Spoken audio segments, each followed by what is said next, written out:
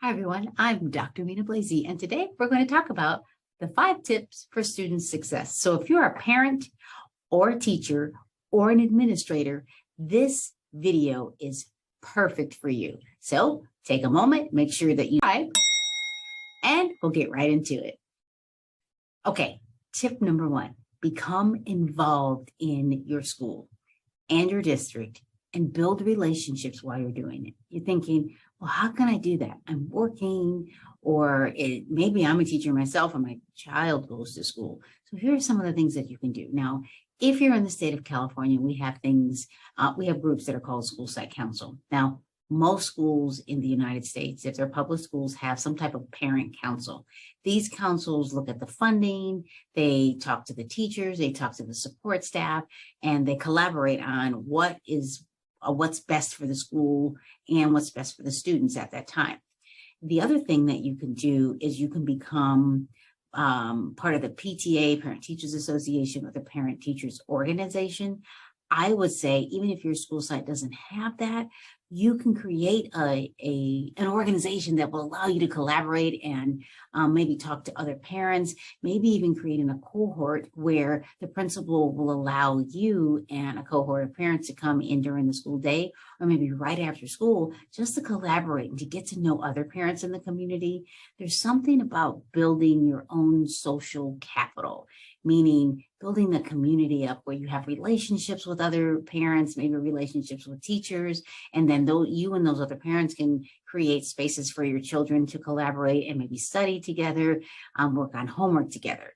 And sometimes a lot of schools don't do this, but I'm telling you, as a former principal and now a district leader, creating these relationships will change the dynamic of your own community. The other thing that you can do is coffee with the principal. I don't know what school site doesn't have it. They have a coffee with the principals.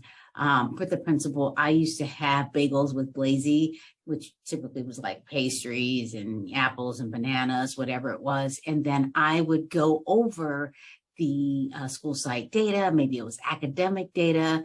Maybe it was attendance data. I would bring in maybe a guest speaker or something. Maybe it was someone from the district that could talk about how you could volunteer and be in the classroom with the students, things like that. And maybe it's an experience where you work in the community and you want to offer a service and you want to come and talk to other parents during that time.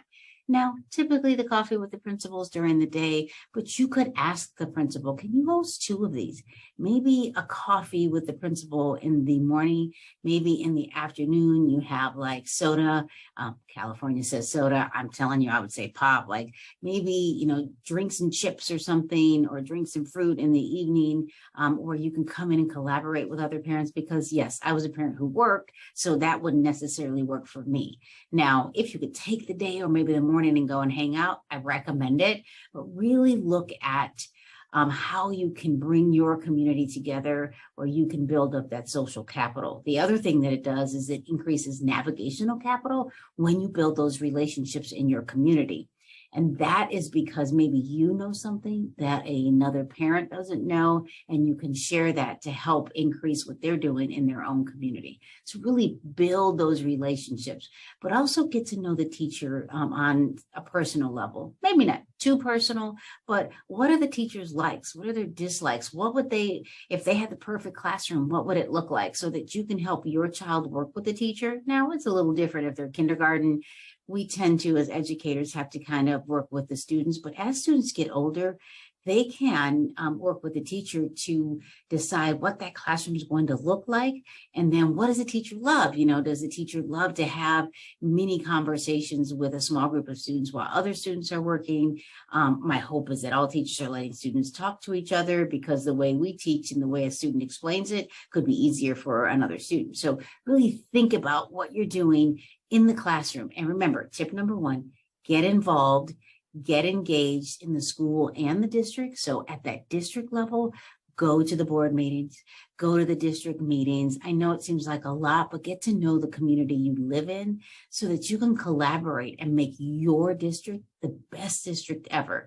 Because when you're involved, children feel safer. When they see other parents on campus, when they see parents at the district level and they're collaborating, children just feel safer and it's a fun experience for you. And you get to know a whole lot of other people. So now we're going to be moving on to tip number 2.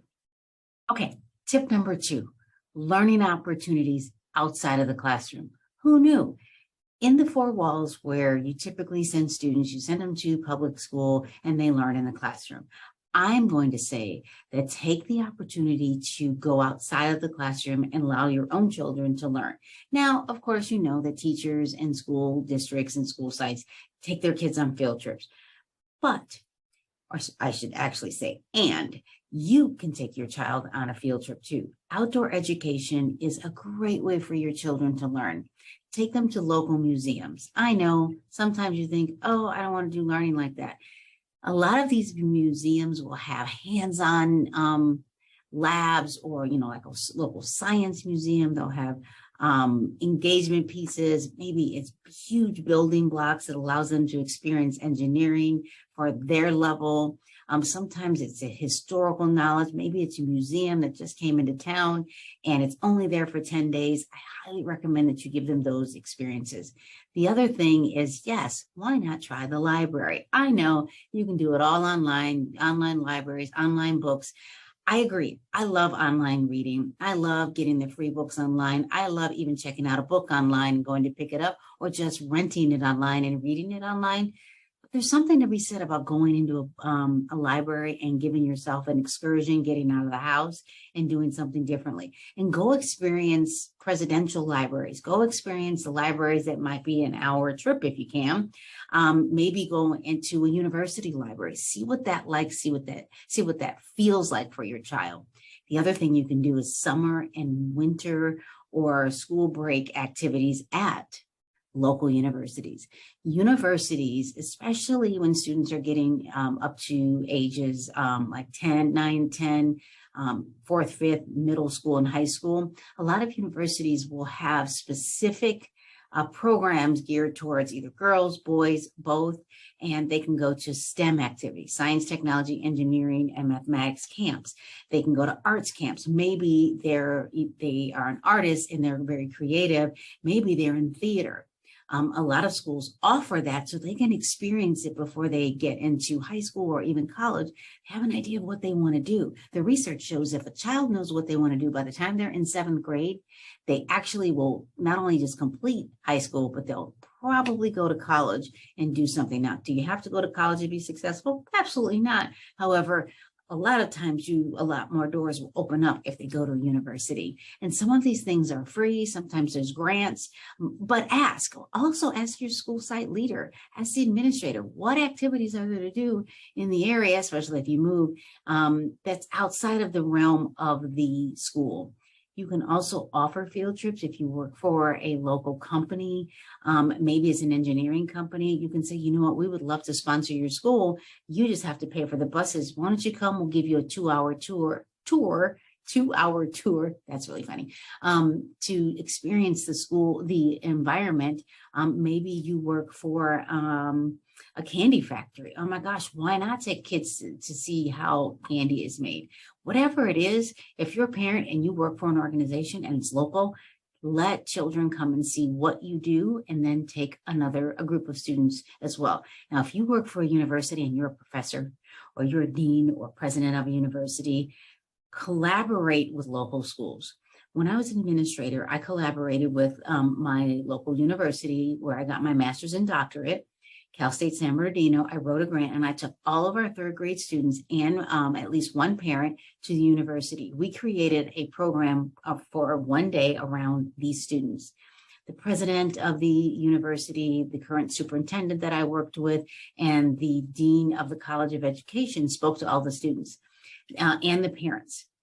Then what happened, which was amazing, is that we offered to the parents what students need in order to enter college. And in the state of California, it's what do they need to go to a University of California or a Cal State school. And it was in English and Spanish. We did that while the students got to experience a college class or two, which was so much fun. They got lunch, they got mini diplomas, but it really was geared towards the community that we live in. And these things can happen. Why not partner with your local school if you're a college professor or if you work for a university? You don't have to be a professor to try to get these collaborations and partnerships going. So yes, number 2, awesome idea. Remember, connect outside of the 4 walls of schools and have fun doing it. Now, tip number 3. Tip number 3. Now, this one is a fun and quick one. Here's something that if you're a parent or a teacher or an administrator, you may not know that your local universities will give you free tickets to their sporting events. Now, in the state of California, we do, as administrators, will work with the local universities and colleges to go to a football game, a basketball game, a volleyball game, male or female. Maybe it's a soccer game. They will give you tickets. Now, just know if you're in California, you're not getting the USC or UCLA tickets for free. Some of the games, so they will give 100 tickets or 200 tickets to your school site. The only thing you do is have to commit to getting there. Depends on how you want to do that, but I recommend you do it. And you'll be able to take kids to these games so they can experience what it's like to go to a college event. Now, some minor league teams will give you free tickets, maybe for the whole school. Sometimes an entire district where you can come in and watch a whole minor league baseball game, for example.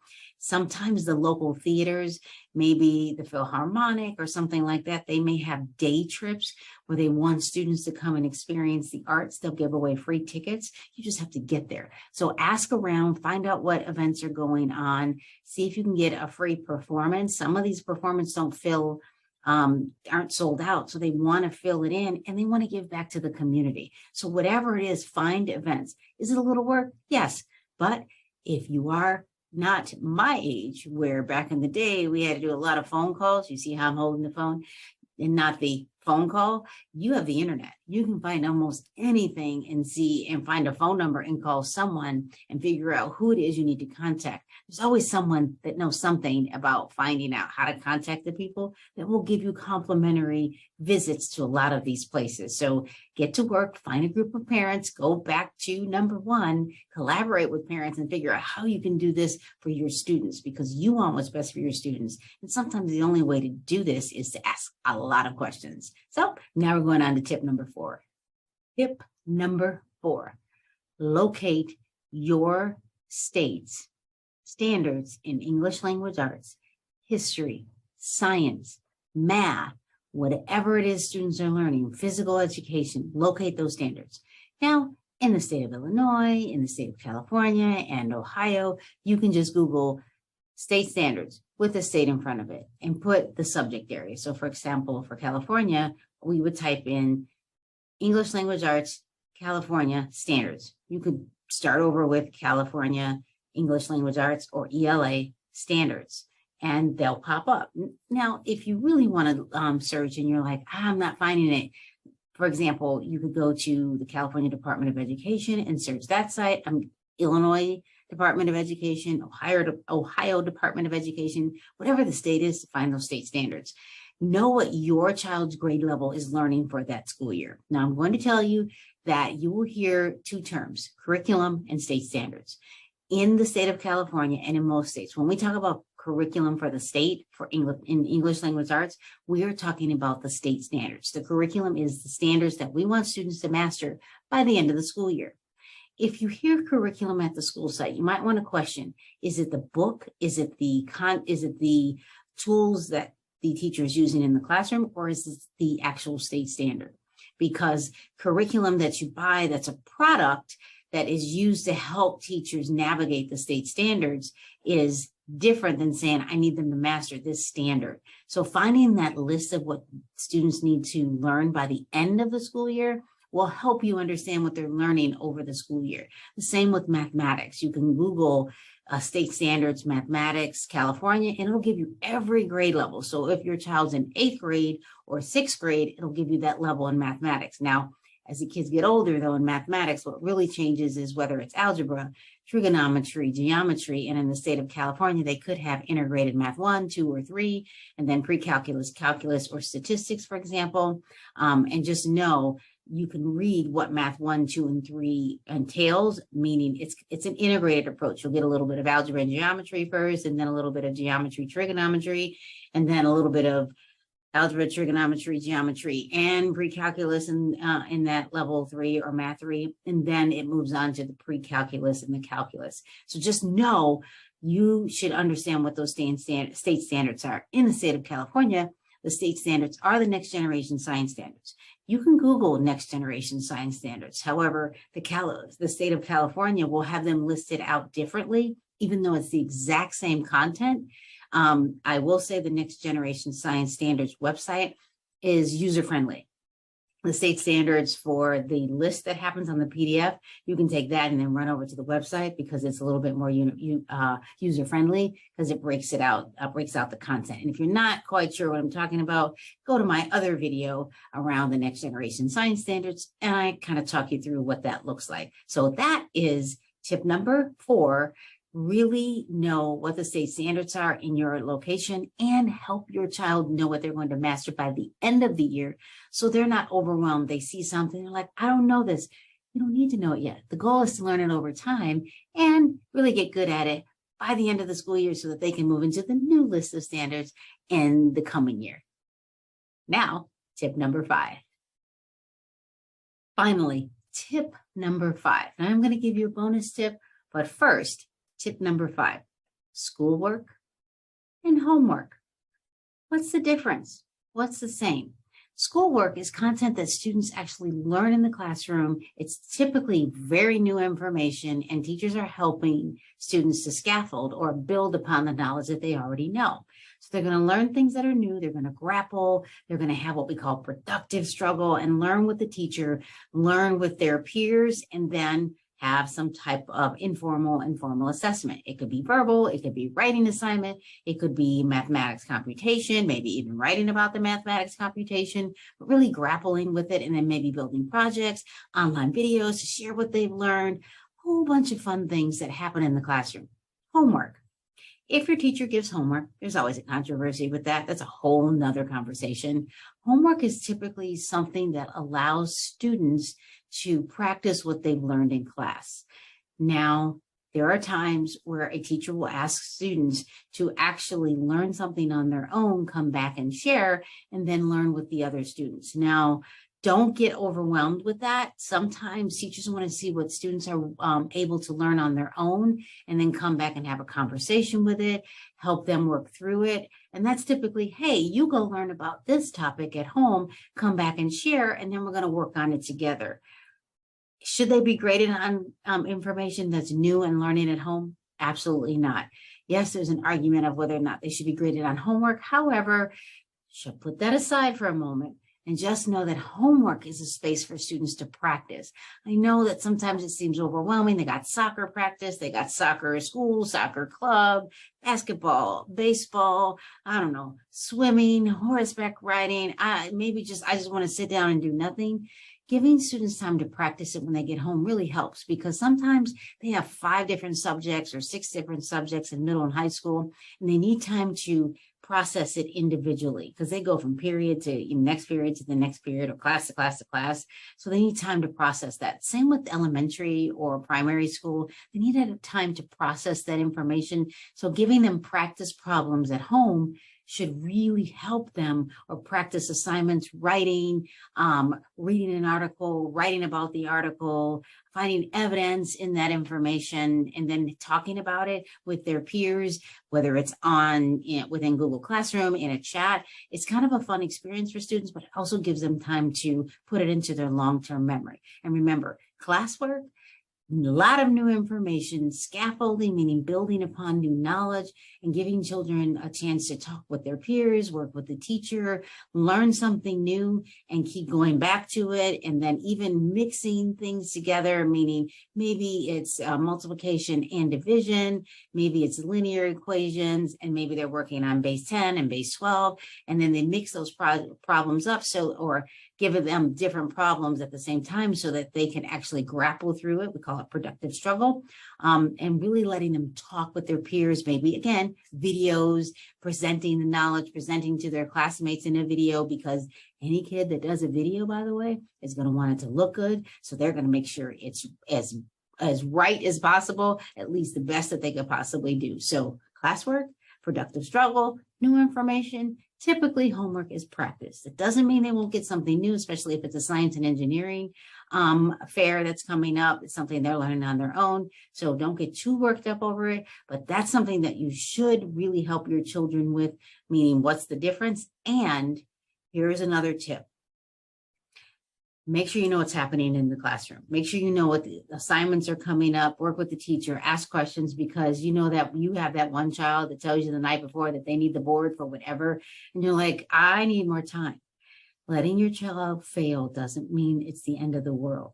Letting them fail is a good thing, because when they fail, they feel the pain of that and they learn from that pain. They don't want to experience it again. If you don't let them fail through their learning, meaning maybe fail first attempt in learning something, whether it's good or bad, allows them to put that into their own long-term knowledge and say, I don't want to forget that. I don't want to do that again. So I'm going to make sure I don't forget that assignment at home. I'm going to make sure I tell my parents earlier is okay. The earlier you do that with your children, the better they will be in school, because they won't be counting on you forever. Because isn't that the point? When they're of age and they go to college, they can do this on their own with some help from mom and dad. That's okay. Aunt, uncle, grandma, and some peers.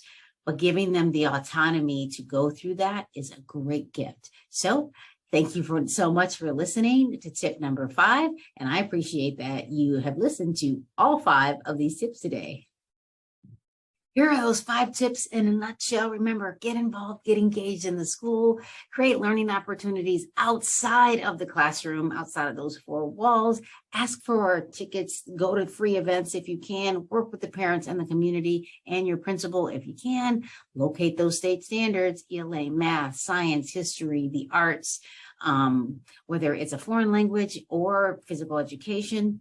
Understanding the difference between schoolwork and homework is a great thing. And remember, it's okay to let your students or your child fail so that they learn that they don't want to do that again. Thank you so much. Make sure that you subscribe and come back to my YouTube channel. Have a great day.